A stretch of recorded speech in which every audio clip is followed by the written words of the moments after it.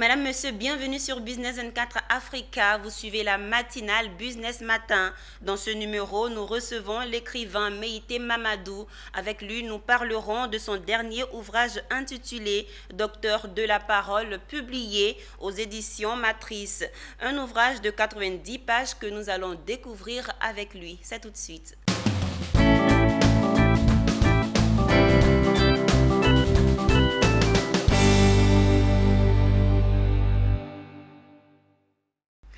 De retour sur le plateau, nous sommes en compagnie de l'écrivain Meïté Mamadou.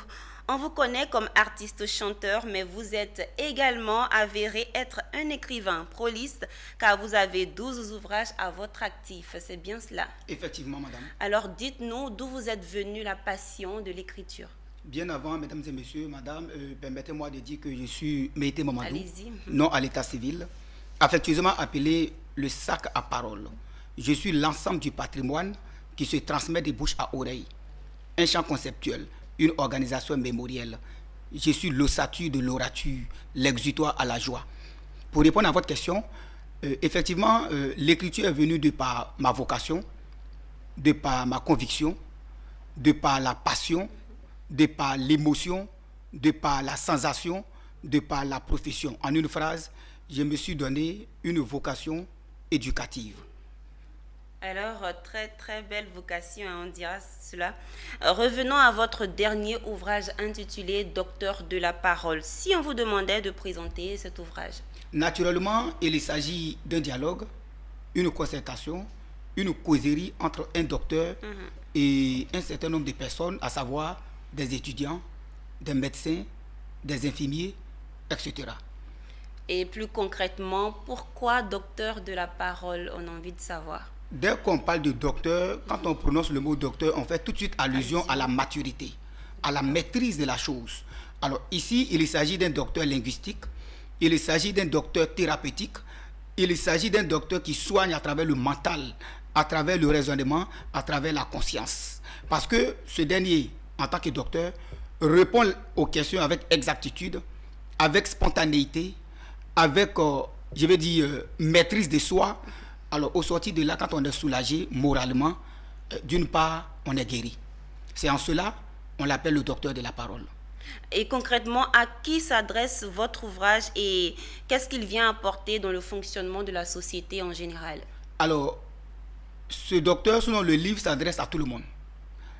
Surtout les élèves de la 6e à la terminale, aussi à l'université, les étudiants, bon, enfin, à tout le monde. Parce qu'il s'agit, n'est-ce pas, de représenter et de retracer les 5 lectures. À savoir, ici le verbe aider va m'aider à les retrouver. Aider. A, la lecture d'acquisition. I, la lecture d'information. D, la lecture de distraction.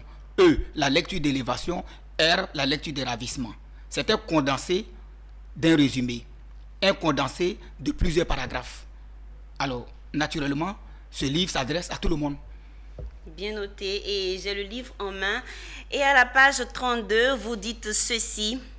4 littératures m'inspirent. La littérature vivante, parce que non figée et transmise directement du cerveau au cœur. La littérature ardente, parce qu'immobile, dans le feu de l'inspiration.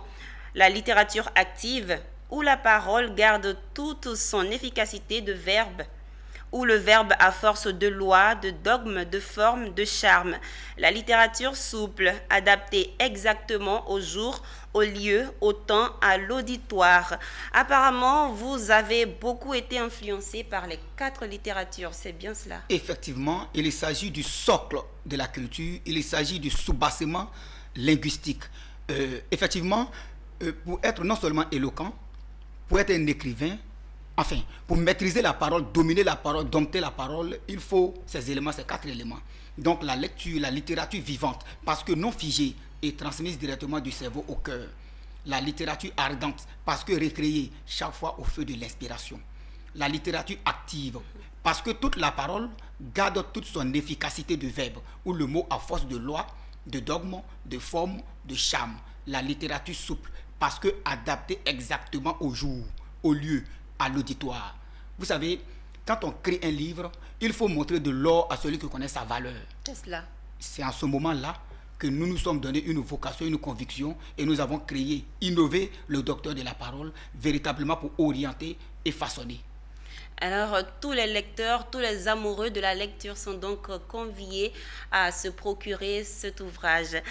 Comment se le procurer, cela dit? Effectivement, dans toutes les librairies presque en Côte d'Ivoire et au-delà, on peut véritablement nous solliciter au 07 88 78 80 16, au 05 44 49 48 93. Je rappelle que les différents numéros vont s'afficher au bas de l'écran. C'est quoi les perspectives de Meïté Mamadou?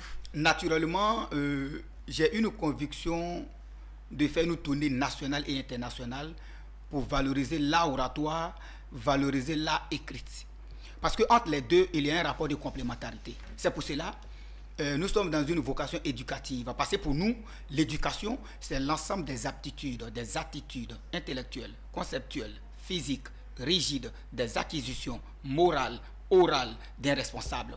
Alors naturellement, nous avons envie, nous avons cette volonté, cette conviction, n'est-ce pas, de faire une tournée nationale dans tous les lycées et collèges, et au-delà, une tournée internationale pour véritablement faire la promotion de l'écriture, faire la promotion de l'art oratoire, parce que l'éloquence est une peinture de la pensée. Alors, Monsieur Meïté Mamadou, merci pour ces différentes orientations.